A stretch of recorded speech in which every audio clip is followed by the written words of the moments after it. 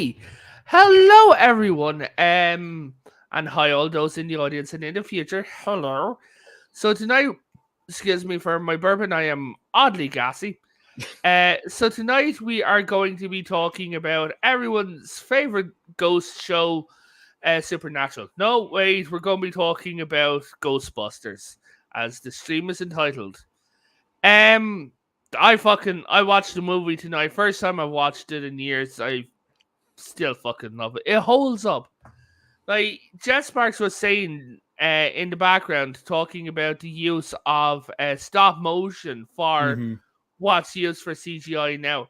It looks goofy, but it does honestly Yeah, it has fit its in. charm. It's the exact same thing It like does. with Beetlejuice. Yeah, they used a lot. Stop, They used Bill. the stop motion for. Hey, Phil. Well, they used puppets for the close-ups of the Terror Dogs, and then they Yeah. used stop-motion miniatures for the long-distance shots where they were moving. Yeah, Yeah. exactly. They also I feel like you used guys are like stealing all the good stuff from my video. No, but like with it, when you look at it, the technology that they use to make it, they're using older stuff, even for the 80s. Like they're using some of the stuff for the going back into the Star Trek movies. Yeah, all the stuff that Ray Harryhausen pioneered. Well, it's like Yeah. Eclectic mentioned in one of the videos on her channel about RoboCop and the ED-209. It was a practice that was still in use. It was just on the decline at the time, but it hadn't gone out of use yet. Yeah. Go, would you like to talk about that?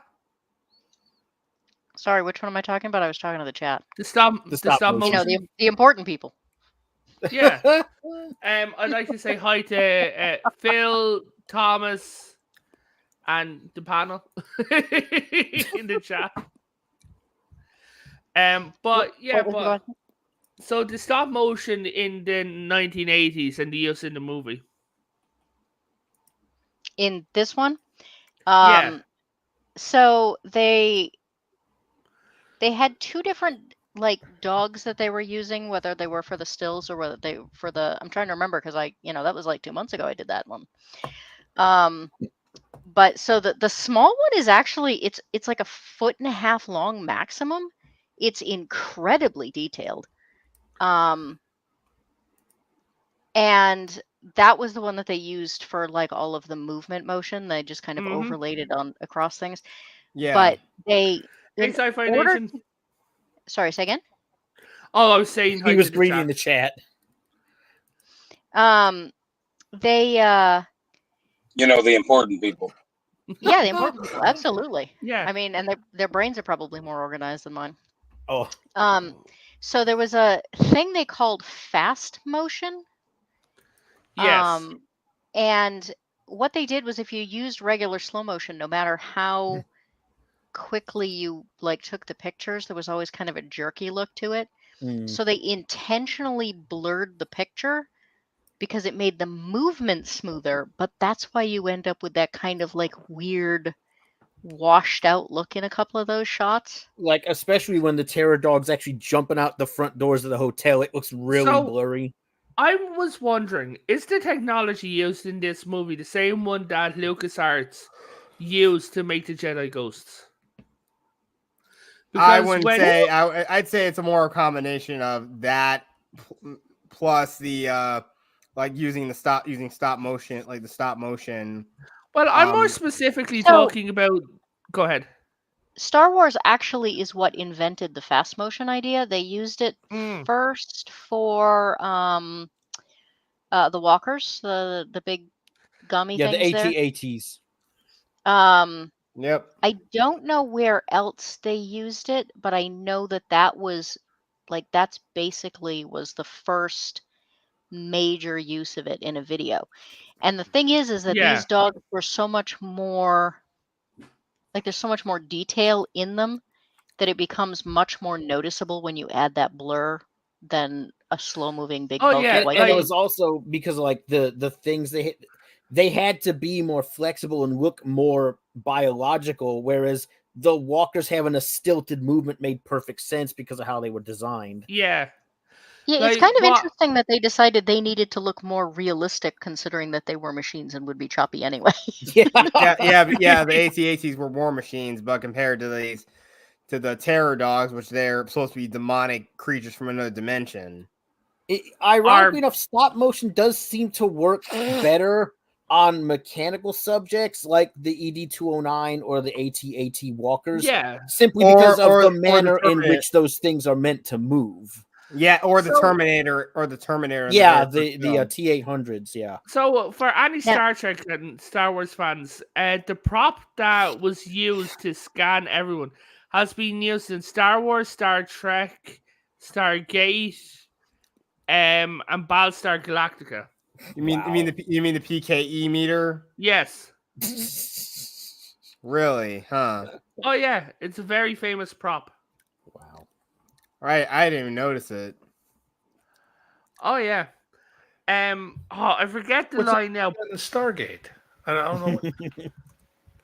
It was used as a. I forget what it was, but it was in one of the Stargates, the earlier seasons in the 90s. SG-1. Yeah. Yes. I forget what line it was that Sheldon Cooper used, but where he was talking about positive reinforcement, apparently that was reversed. I forget the exact line, but Sheldon Cooper they pointed it out in the Big Bang Theory. I think negative encouragement or something like that. Instead of positive reinforcement, that is sorry, what he was you mentioned the Big Bang Theory and my brain shut off. Let me just bring up a picture of Bernadette and get your brain back. Oh no, that won't be my brain you're activating. Don't do that. Oh boy. One head begots another. We're sorry, the blood flow has gone to the wrong place. Oh boy. Has it never been there where men? So talking about machines and that, the guy from the EPA honestly was not wrong. Just gonna state that now. Technically, he was right, but he was wrong. He's not wrong. The guy who says, Dr. Venkman, you are a very poor scientist, is not wrong. What I can't understand is... I disagree. Venkman gets results that, I'm just saying. Venkman gets results because everybody else does the work. Exactly. And plus he's only doing things to get ahead in his life, especially when he also fakes his research, which yes. is something I happen to be vastly opposed for. But again, if Pat failed, he gets this job done. Yeah. Well, Dana kind of called it. Said he was more like a game show host. Yep. Environmental Protection Agency. The reason is because they stated the main reason why they were there was the large essentially toxic materials in their basement. Well, what Peck stated was the amount of power they were drawing in. Yes. Nobody had any idea how the equipment worked or what potential dangerous hazards it could cause environmentally or chemically. Yeah. Yes. But he had absolutely no reason to believe that there were chemicals involved at all. No, but there was a lot of electricity. I mean, they could have been running a pot farm. The problem was that when he came in, everybody gave him a bad attitude, so he came back with a grudge. Yep. Yeah. No. Venkman gave him an attitude. More or less, yeah. Janine was standoffish with him, and then Venkman basically told him to fuck off. Annie Potts, I fucking love her in this movie. Like, she is the epitome of please give me more fucking money. Like, I loved her line, I have quit better jobs for this. But go to your thing. Well, I was going to say, like, out of all of the branches of the government, though, the EPA makes the least sense. Well, I mean, again, they don't do anything anyway when there are other actual real ecological disasters, or when the wire fell. This is what I'm getting at. When you consider the time that this was made, they didn't even do that much. They didn't have that much control over anything, especially in the middle of a city. A government stooge is a government stooge is a government stooge. I looked it up. and have the canonical reason.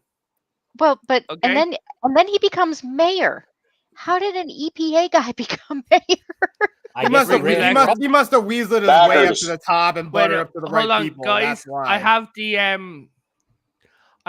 the. Where did you look this up?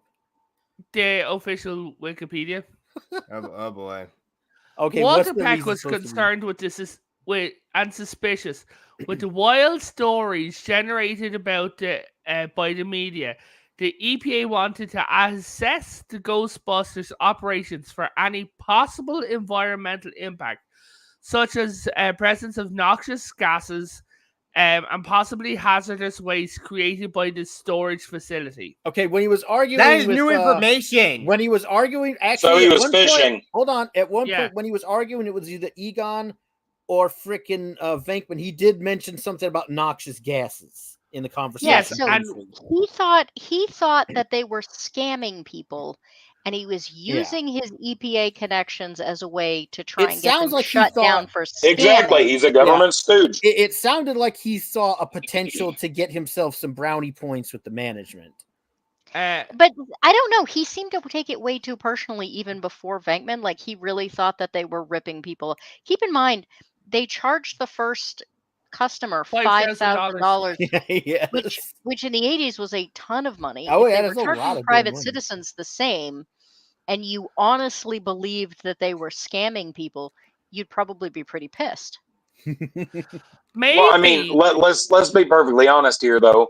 You know, I mean, we've all been to the DMV and been stuck in line with that one jackass that's having a really bad day.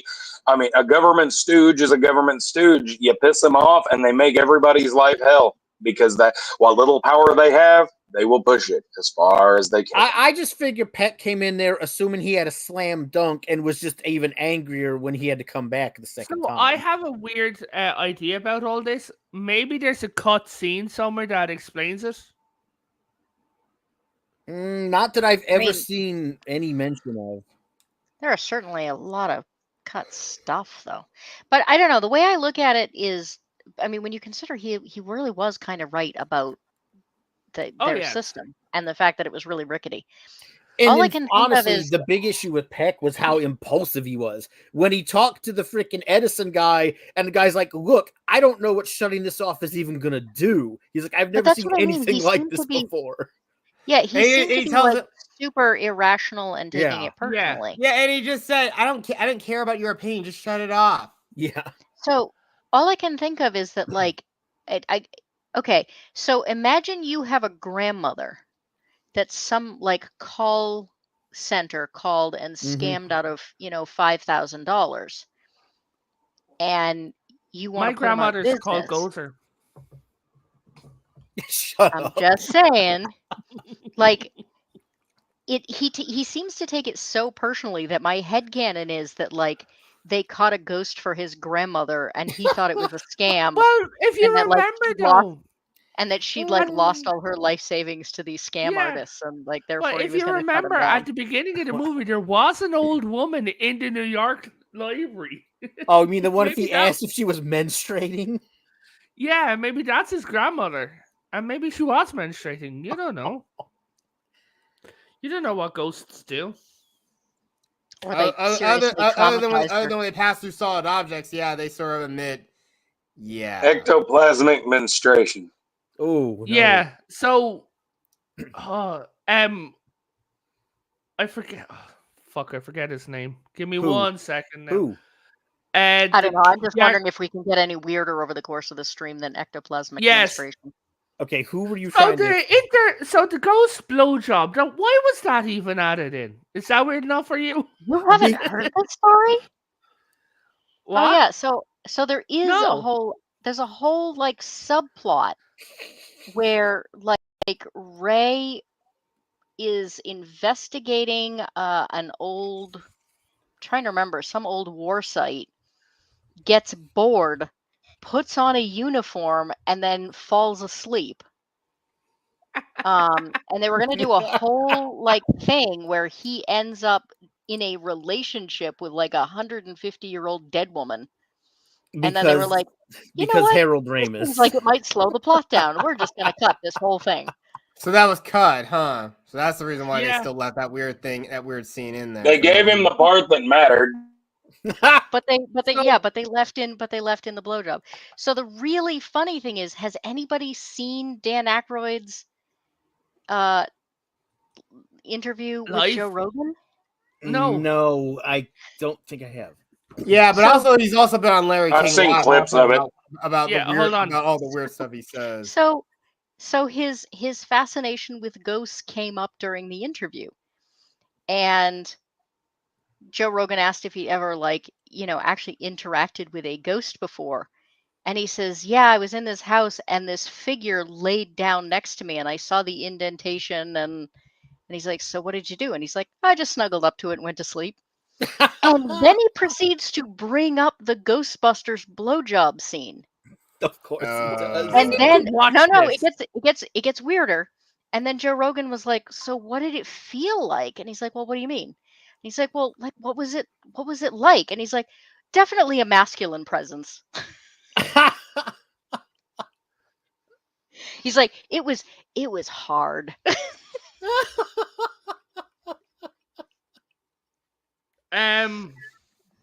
Thank you. So Brothers love. Yeah, yeah. I just showed you guys my cringe face. so he's the one who brought up the blowjob thing in Hey there, association Down with the Under. fact that he believes that he snuggled with a male ghost. Thank you for improving my life. Oh shit. You don't know what that means to me. I'm going to tell An everyone about that. ectoplasmic bro job. Yeah, you don't even have to watch the whole episode. There's a clip just for that. So, Oh man. The side Yeah. effects of crossing the streams. that gives a new euphemism to, okay, guys, don't cross the streams. Why, you'll be gay? What? So yeah, honestly, Peter, throughout this entire movie, I just love his attitude of basically, we'll figure it out. It's honestly Venkman in every canonical iteration of Ghostbusters, whether it be the canon of the animated series Yes. or the That's game the that came function out- and dysfunction. the game that came out that Harold and Dan wrote. He's always just kind of a coasting along jackass who's really relying on the guys who know what the fuck they're doing and making it up as he goes. Yes, but he gets more results than they do, and he doesn't know what he's doing. That's more impressive to me.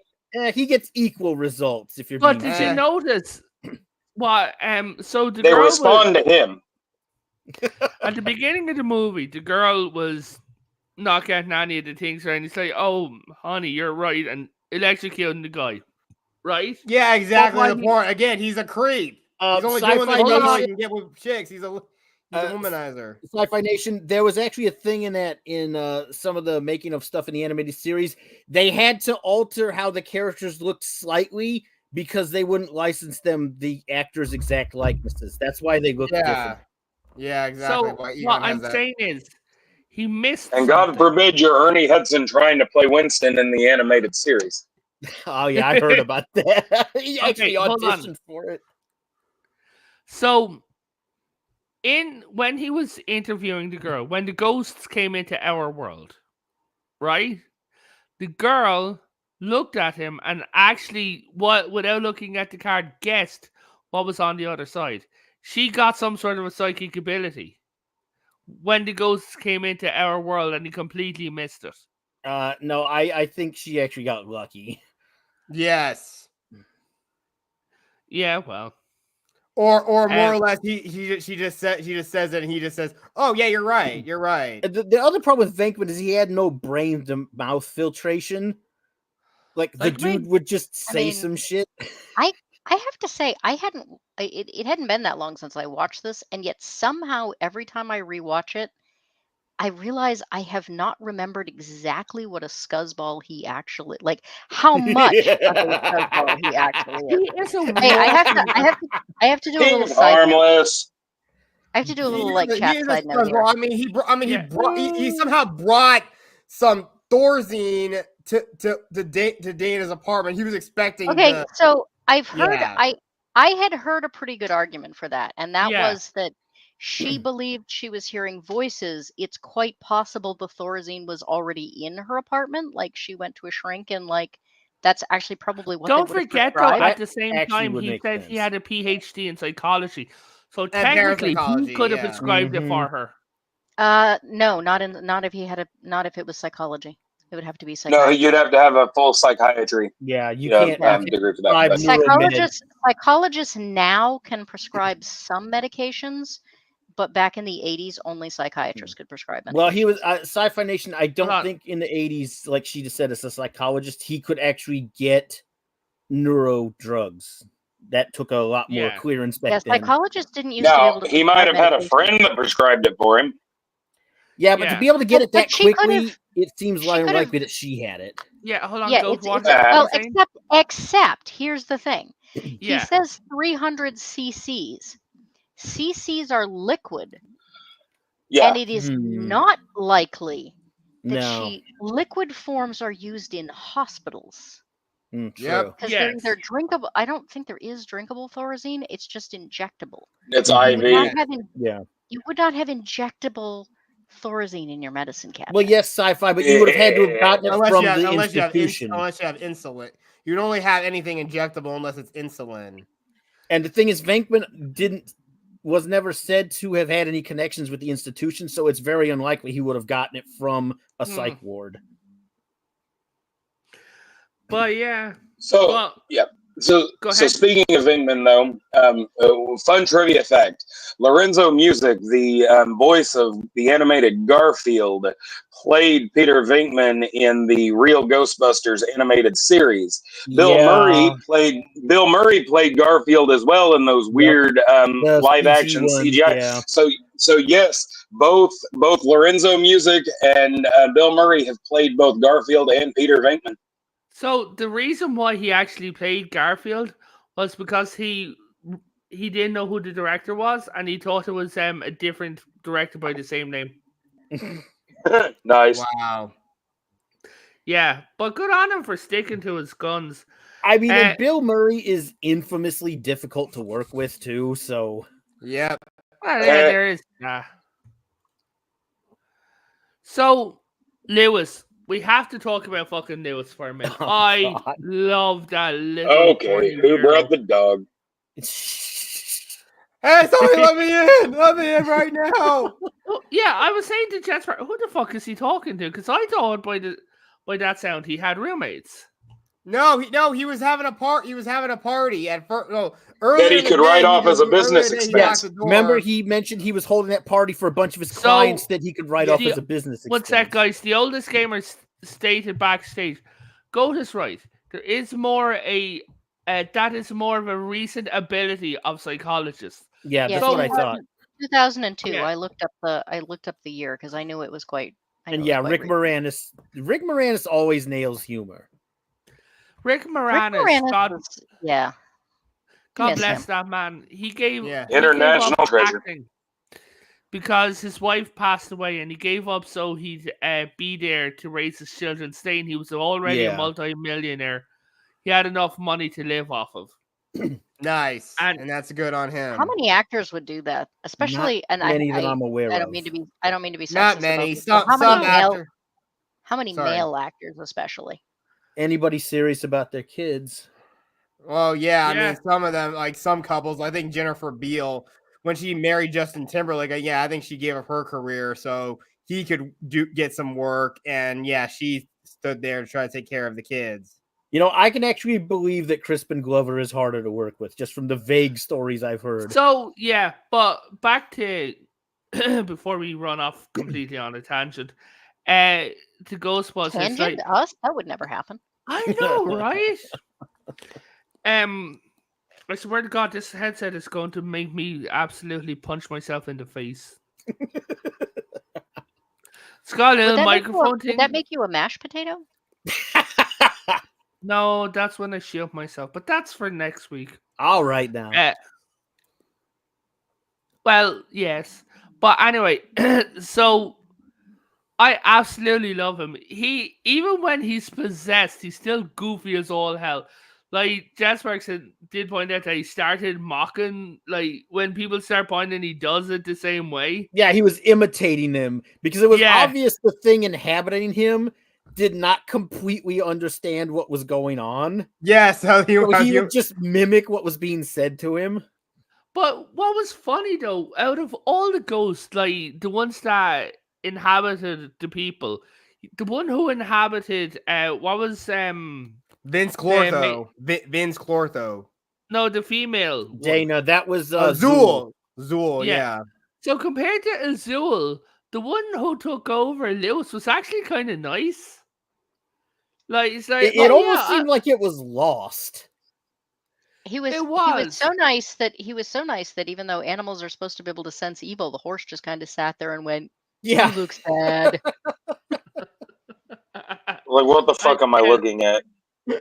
Well, I mean, again, I'm pretty sure horses who do that kind of stuff, who pull buggies, and of course the cops that ride around them in New York City, they have to wear those blinders. So I think the horses are desensitized by everything else around them, so they wouldn't really know. Well, I mean, the horses in New York City, it's seen a hell of a lot bigger than him. That is true, but I mean, Anna Potts character she just needs more fucking money. But do you think that she did end up between number 2 and the Afterlife, that she did end up with Egon? They leave that deliberately vague, and I have a feeling it's because Egon was so aloof, and despite Janine's stubbornness, I just don't think they could think of a way to write it where it would make sense with his personality for them to. But I mean, you did see some sweet moments where he actually did hug her, and of course he hugged her at the very end too. Exactly. The impression I got is that she just that she's still sad because she carried a torch for him for all those years. Yeah, it did feel. Yeah, if you looked at her in the way she acted, right, when she came in Afterlife, bit of a spoiler. So she comes in and she's there because Egon passes away, and she's like, "Oh, I'm a friend of Egon." It's just a little way that she says it. She pats the table and she's like, "I'm a friend of Egon." I figure maybe they had something once, very briefly, and it didn't work out because I just don't see how it could have. Yeah, I think she. I think she got friend zoned. Mm-hmm. I think, honestly, yes, but Egon friend zoned the entire damn world. Like, he was just so enveloped in his work. That's why I like the Extreme Ghostbusters cartoon, is because they do eventually finally get together.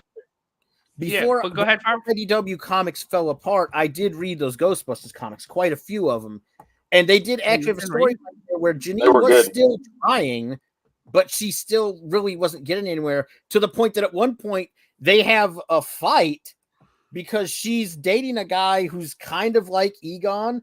And at one point, Egon, being the very analytical, blunt person he is, asks her if she was attracted to him because of his similarities to her. And Janine blows up on him really fucking hard. And then, how dare he judge her that way? Meaning the answer is yes. Yes, she blew up because it was true, but she wasn't comfortable with him confronting about it when he'd been ignoring her basically for fucking years. Yeah, and that's always been the case in a lot of these things, even if it's in fiction or in real life. Because that proves he knew. That proves he knew, I was and his perception was on point. It's one thing to think he's just sort of autistic and doesn't notice. It's another to think that he did notice the whole time and just ignored her. That is true. Talking about ordering that, I wish we got to see Gozer more. Yeah. Honestly. I thought we saw plenty of Gozer. No, honestly, for as big of a bad guy in the overall arc of well, more than the mythos, but specifically this, which set up the mythos, right? Gozer was really a flash in the pan kind of villain. It's funny that you mention that because they do bring Gozer back into things in the comics Yeah. But Gozer is a force of nature, a supernatural force of nature. Gozer isn't just a simple being. So I feel He's a like we god. got plenty of Gozer. I thought it was sort of like a video game. I mean, you hear about the boss all the way through, but the boss fights usually at the end is usually a pretty small section. Yeah, That is I mean, true. it's kind of like with Saren in Mass Effect. It's like in the game, the Gozer thing comes back up, but even then, Gozer's not the chief antagonist. It's just the Gozer cultists doing something even more dumb. Gozer comes back in Afterlife as the main antagonist. Yeah, and also And honestly, too. sci-fi. We're talking about the one that Harold Ramis and Dan Aykroyd wrote that was came out later. Yeah, hold on. Raven became a The sweet potato. Wow, Phil. Yeah, from like Frozen Empire. Yeah. Which I do kind of do. I do like going on a little bit of a tangent with Frozen Empire. I do like the new ghostly antagonist with Garaka. Spoiler. Okay.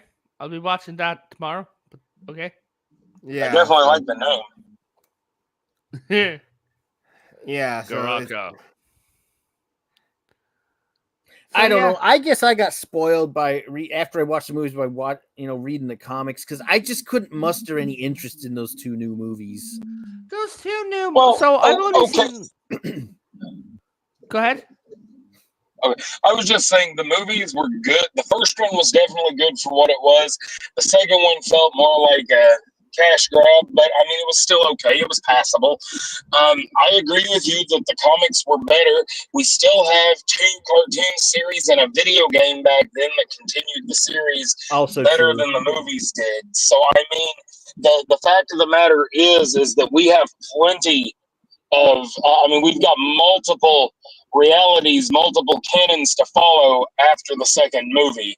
And so we as Ghostbuster fans are far from starved when it comes to continuing the story of the Ghostbusters. And here's the funny thing too, that all females Ghostbusters mess they did in 2016. I have no idea what you're talking about. That never happened. No, that's fair enough. If that had been a hopeless, like a shameless knockoff and not supposed to have been the Ghostbusters, that would have been funny.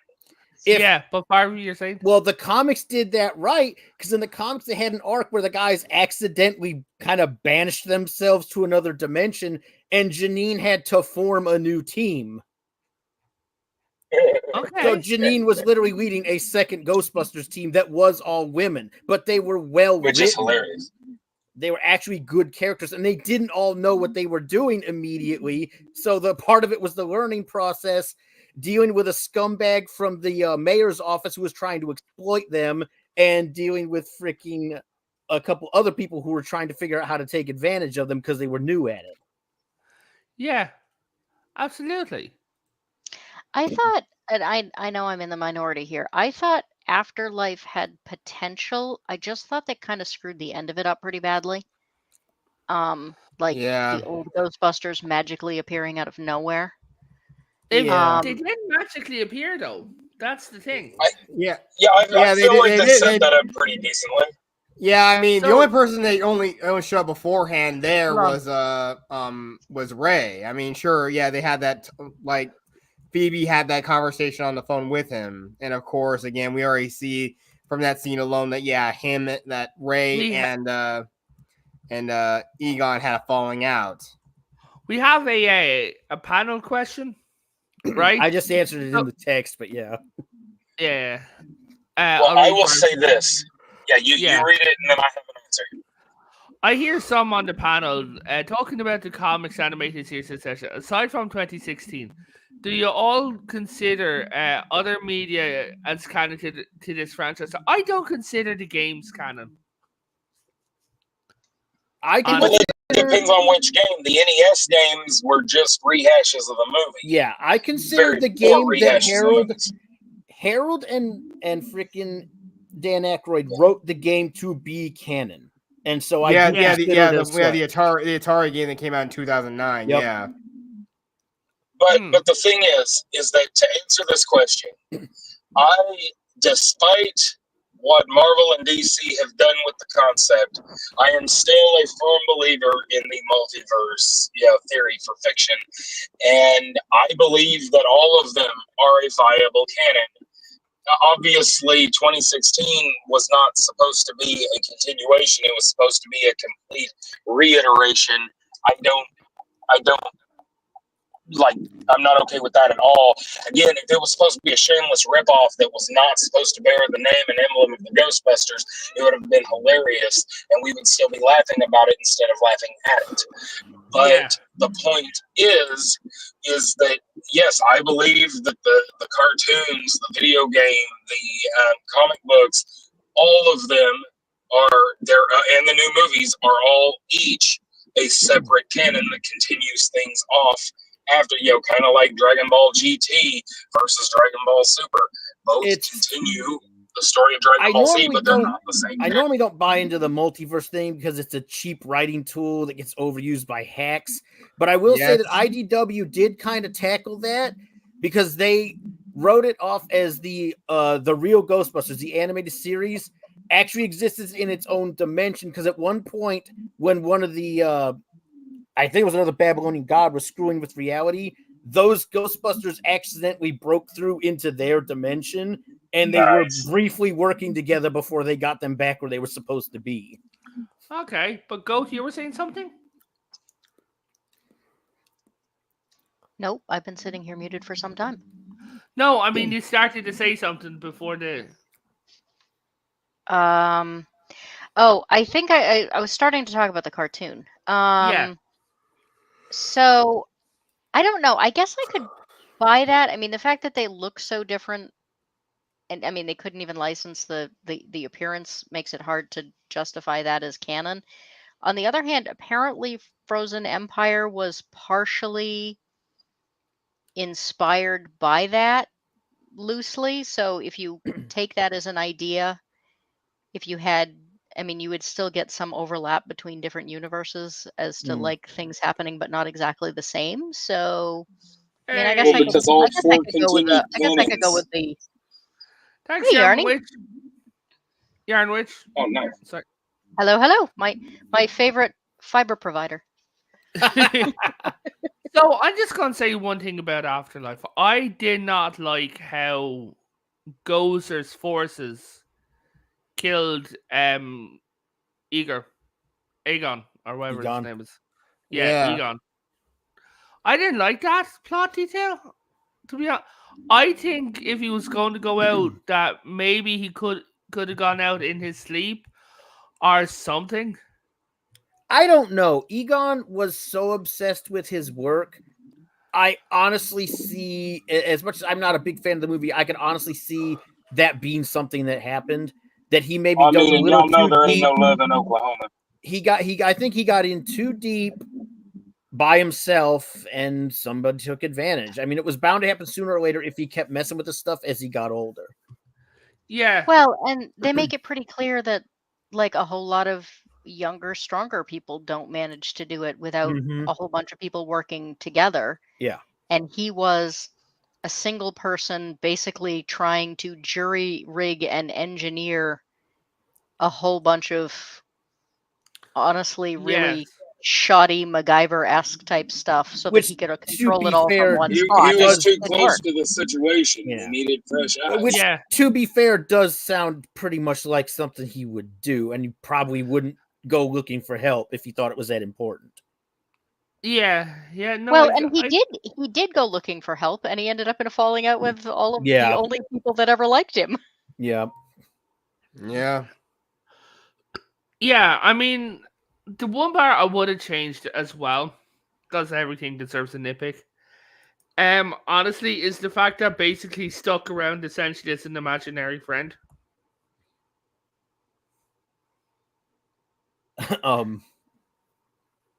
Okay, so basically, whenever his granddaughter needs something, right? A lamp would move, or a chair would move, or something just. I wasn't sure because, like I said, I didn't watch. I've just seen bits and pieces of it, and other people talked about it. I'm not sure how I feel about that on one hand, it sort of makes sense because there's work undone, and he may have the notion that she's capable of helping him finish But it's it. not the fact that he stayed around; it's the fact of what they did to him. Like he became a little lamp, right? Like that was he mainly became a lamp. And the daughter's like, "Dad, is that you?" Like, and the lamp head turns. Well, that's the part right? that's the part I don't really think I get. We all know in the canon, regardless of what these movies have or haven't done, that ghosts can manifest in a physical enough state to be and he does visible at the end. to the naked eye. So that's the part I don't get. It's like, I don't know why he would not manifest himself in a semi-corporeal form so that she could actually see him and so that they could better communicate. So That this part doesn't make this sense. is my total headcanon, and Go ahead. judging it on headcanon is terrible, but there's no guarantee he was going to end up as a ghost, and Egon was not the kind of guy who ever wanted to function without guarantees. So I wonder if he did something in that house to intentionally trap himself if he were to die. Because he did, if you remember, he made sure he got back into the house to die. It is plausible, but if that's the case, I really wish it had been explained better. No, Yarn. Yeah, no, I get that. Like, but he got to the chair, that specific chair.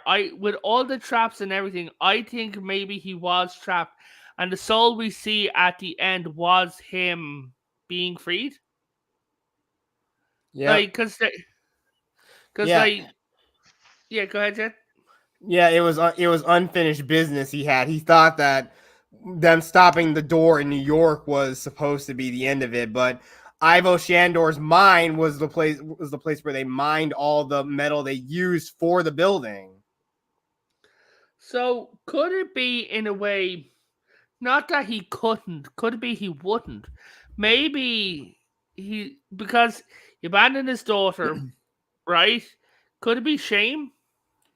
Well, one of the biggest consistencies in most ghost stories is unfinished business. Yeah.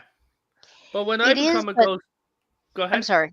Now, I was going to say, he's so specific about getting in the house and to that place before he dies. And like I said, I can't, as much as he believed in the afterlife, he also knew it was pretty chaotic. And so I have to believe, I mean, he trapped ghosts for a living. That's what he did. So to make it so that he would be trapped in the house. Well, don't forget as well, the border of the land was the electricity for to basically trap a ghost, the big guns, right? So maybe dying there within that border trapped him on purpose. Well, that's kind of what Doug said earlier. Like over time, maybe he just got tired and lamps were easier than. I mean, think about it. How the long rest of the treasure is yours, but the lamp is mine. How long had he been alone in that house? Maybe the lamp was his best friend. Well, I was thinking more maybe he just sort of spiritually curled up and took a nap in it until somebody showed up to help him. No, I get you. I could see that. I mean, naps are amazing.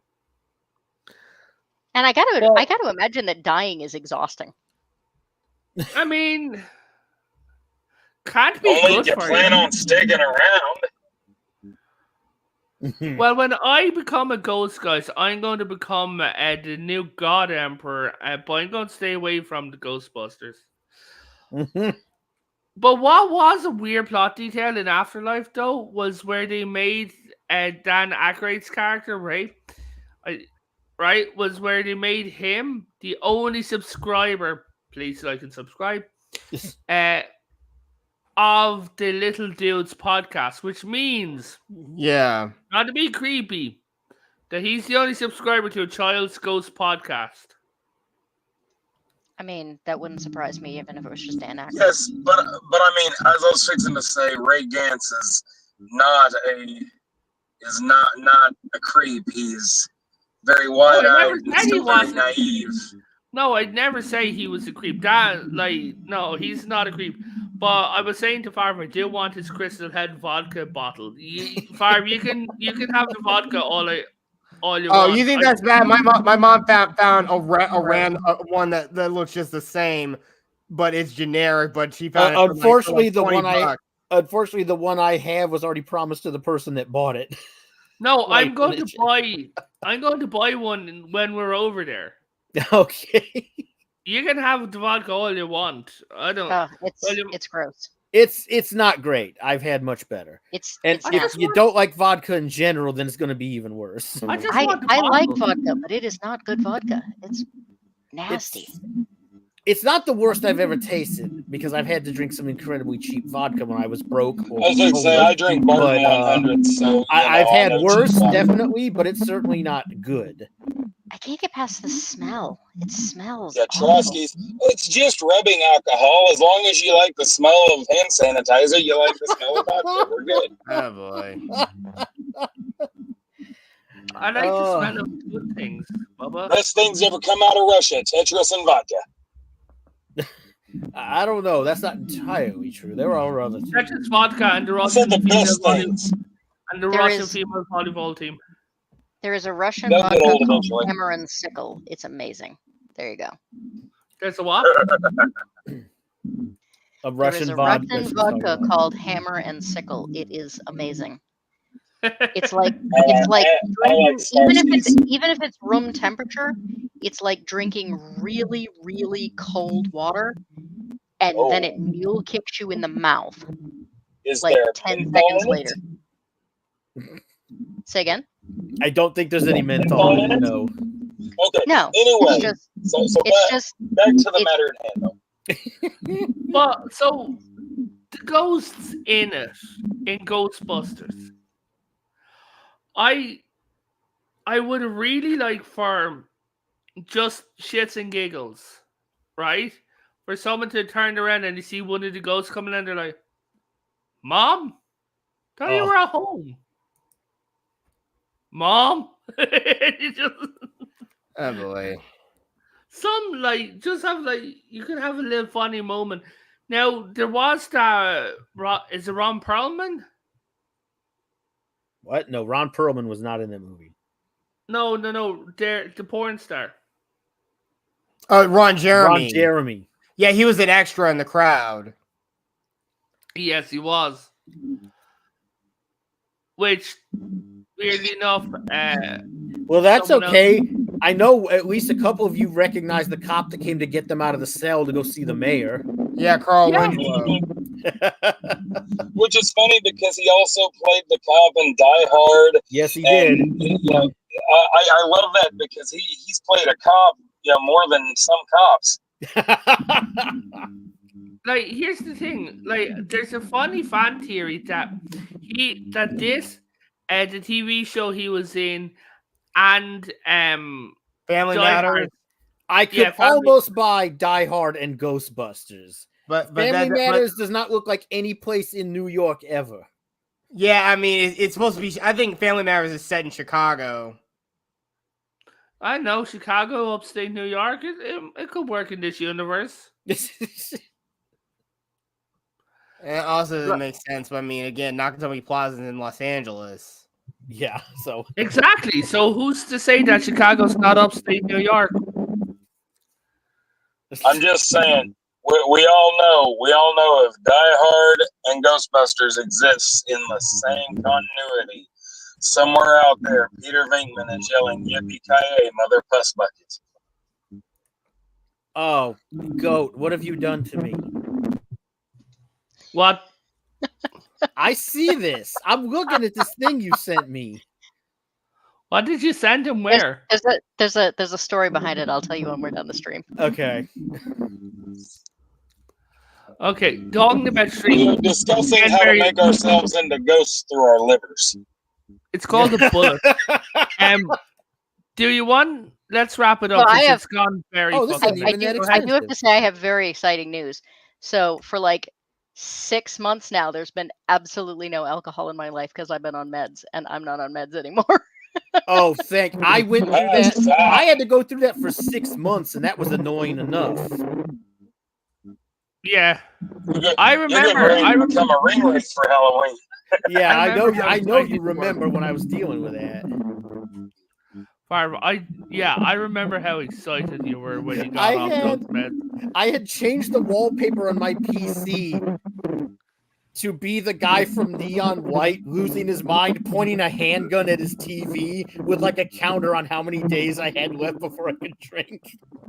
Yeah, you were there, and we went to a restaurant night, and it was like there was a bar, and he was really pissed off. Yes. But talking about pissed off, do you want to chill ourselves and then we wrap this up because it is late? Yeah. Let's go ahead. I'll start Jets off first. with Jet, and we go over down and go through Gamer and end with Bubba. Okay. I think Bubba Yeah. is echoing. Is he echoing? Somebody's echoing. That's from Hey. that's from him. He can't help it. Yeah.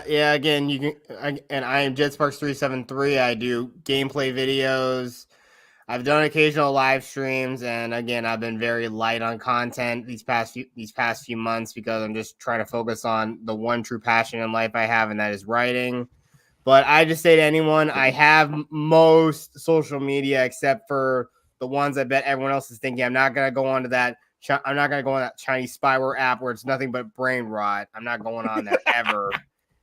And again, also, I just want everyone to just go through and look through the backlog of all my content and just give me some engagement. I actually would really, really like it. And if you're just doing it just to troll, I mean, you're really just not doing anything good with your life. He's still giving you an interaction. I mean, engagement is engagement. Well, I want interaction. Just be more critical Yeah. about it. But No, okay, I'm being facetious because there are so many people that will intentionally do stuff to make people troll just so they can get hits. Yeah. yeah. So Goat, would you like to shield yourself? I am the Eclectic Goat on both Twitter and YouTube. I have a very small channel. I put out 1 or 2 videos a month. I have 3 different lines going right now. One is Underappreciated 90s TV. One is called # The Book Is Better, comparing movies to their source material. And then the third is deep dives into how movies are made, not just how they're put together, but how they're affected by things that are going on in the time around them. And I did the stop motion one about advances in stop motion over history and just weird little deep dives that I find interesting. So Okay. and I am on. Let me think. Sammy Threepeat has a new show starting on Sunday that I will be on at 9:00, and then next Friday I am on Dara's channel. So Oh, nice. that's where Hey, I will be. Gamer. Yeah, I just did Darren Muth's channel tonight, at least the first hour. I'm the oldest gamer on X, and I am fully prepared now for the Sea of Thieves. I've completed the starter missions, and I'm looking forward to next month. Yeah, Y'all have fun with it. Oh, we will, because Panda has threatened to let every single impulsive thought in her head win out, and she also wants to see how fast she can quote unquote blow up a galleon without fire. So that'll be scary. Okay then. So far, would you like to blab about yourself? My channel is Farvithian Guard. My brother and I run it. With his schedule, he's on my episodes and streams less often than he used to be, but he still handles some of my editing.